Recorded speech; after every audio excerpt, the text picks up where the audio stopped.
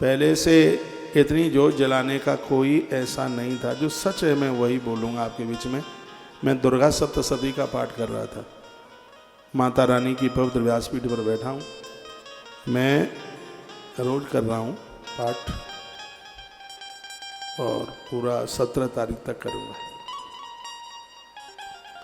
तो दुर्गा सप्तशती का पाठ करते करते बस अंदर से मन में ये बात आई, क्यों नहीं इस अनुष्ठान में 108 अखंड ज्योत माँ के लिए समर्पित कर दी जावे।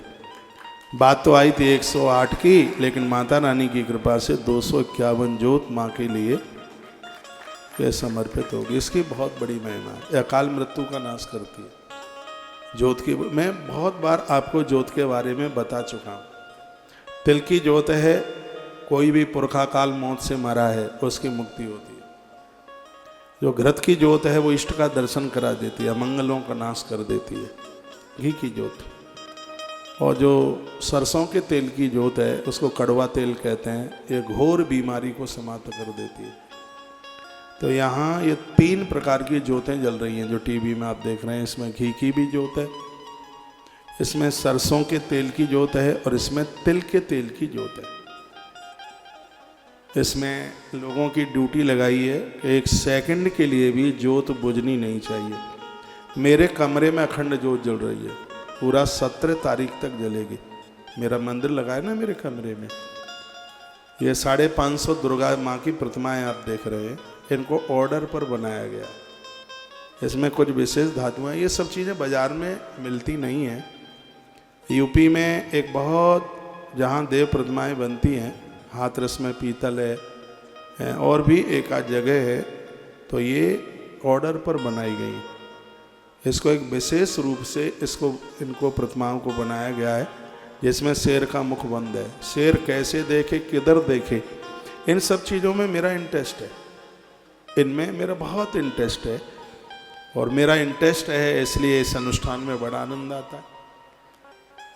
तो ये 551 देवी प्रतिमाएं, 551, वो बड़े भाग्यशाली होंगे 551 घर जिनके घर में ये देवी की प्रतिमाएं ये पहुंचेंगी। घी के द्वारा अभिषेक हो रहा है इनका। जैसे पंचामृत महादेव को और देवताओं को अति प्रिय है, उसी प्रकार से माता रानी का महाअभिषेक है वो घृत के द्वारा होता है। श्री सूक्त, देवी सूक्त मंत्रों के द्वारा होता है और उसी के द्वारा देखो रोली चंद, ये नहीं है कि एक ही दिन, ये रोज होगा। जब तक यज्ञ पूर्णाहुति होगी तब तक यह कार्य रोज चलेगा। ये इसलिए थोड़ा कथा का टाइम चेंज किया, नहीं तो मुझे कथा 10 बजे से 1:30 बजे तक करनी थी। हमें पता है कि फ्री हो नहीं पाएंगे तब तक। और मैं खुद भी दुर्गा सप्तशती का पाठ कर रहा हूँ, 2 पाठ कर रहा हूँ, एक सुबह और एक शाम को। एक कोई बहुत ज़्यादा बीमार हैं, एक पाठ मैं खुद उनके लिए कर रहा हूँ वो ठीक हो जाए, और एक पाठ मैं गौ तीर्थ तुलसी तपोवन गौशाला के लिए कर रहा हूँ कि 1 लाख गायों का संकल्प जल्दी पूरा हो जाए। एक पाठ तो करके आ गया हूँ सुबह, और एक पाठ मुझे यहाँ से जाके करना है, इस कथा के बाद में जाके करना है पूरा 17 तारीख तक। और सही वही है जो मैं यहाँ से बोल रहा हूँ। तो मुझे विश्वास है कि दुर्गा पाठ 1 लाख गायों को भी पूरा करेगा, जो बीमार है उनको स्वास्थ्य को भी ठीक करेगा दुर्गा पाठ। मेरी बड़ी श्रद्धा है उसके प्रति। तो आनंद हो रहा है, कुल मिला के बहुत आनंद है। आप लोग इसमें जुड़े ही हैं। भोजन की व्यवस्था है फलाहार वगैरह की। कथा के बाद में जब आरती हो जाए तो आप प्रसाद पा के जाइएगा। हर आदमी को एक शौक जैसा होता है। हमने जम्मू में भी कथा करी तो मैं रामकृष्ण शर्मा जी को बोल रहा था कि जैसे ही कथा छूटे, चाहे आदमी हो 10 और चाहे हो हजारों, सबके लिए भोजन की व्यवस्था। अभी हम कुरुक्षेत्र में थे, खुला भंडारा था, कोई भी आवे, कितना भी खावे, 1 बार खावे, 4 बार खावे। हाँ, प्रसाद है। तो जम्मू में जितना था, कई हजारों की संख्या में लोग थे। जैसे ही कथा छूटती थी, लोग भोजन प्रसाद पा करके, इतना बढ़िया चावल और इतना सुंदर, एक एक चावल गिन के मोती की तरह। अब मैं तो अन्न खा नहीं रहा था, लेकिन देख करके जीभ पे पानी तो आ ही रहा था कि है। फिर आगे आएंगे, संकल्प पूरा होगा तब जम्बू का चावल भी फिर खाएंगे। यहाँ भी भंडारा खूब है। जहाँ उधर मैं रुका हूँ उधर भोजन है, इधर भोजन। अभी आरती जैसी होगी उसके तत्पश्चात फिर आप प्रसाद पा करके और फिर आप, कोई कमी नहीं है। भाई निपुण भाई भी बड़ी ज़ोर से लगाए और हम भी पूरा ट्रक में भर के लाए हैं राशन। पूरा ट्रक में बहुत राशन है, जिसमें खूब आटा है, घी है, तेल है, कुंटलों में चीनी है, उसमें और भी तमाम चीज़ें हैं। पूरा ट्रक में आया है, तो कोई कमी नहीं है। खूब खाइए, प्रसाद है माता रानी का। मैं तो कहूँगा और भी आसपास के जो लोग आ सकते हैं, आप यहाँ पधारें, कथा सुने, मैया जी का प्रसाद लें और माँ का दर्शन करें और कथा भी सुने। इस आयोजन में प्रमुख जजमान तो श्री सोमजी रेड्डी बने हैं। ये बड़े भाग्यशाली हैं। ये इनको जोड़कर मुझे बड़ी खुशी है। लेकिन और आनंद की बात मैं ये कह रहा हूँ कि भाई निपुण शर्मा ने और उनकी पत्नी बिटिया तान्या ने इस आयोजन को एक 4 चांद लगा दिए। अतिशयोक्ति नहीं है।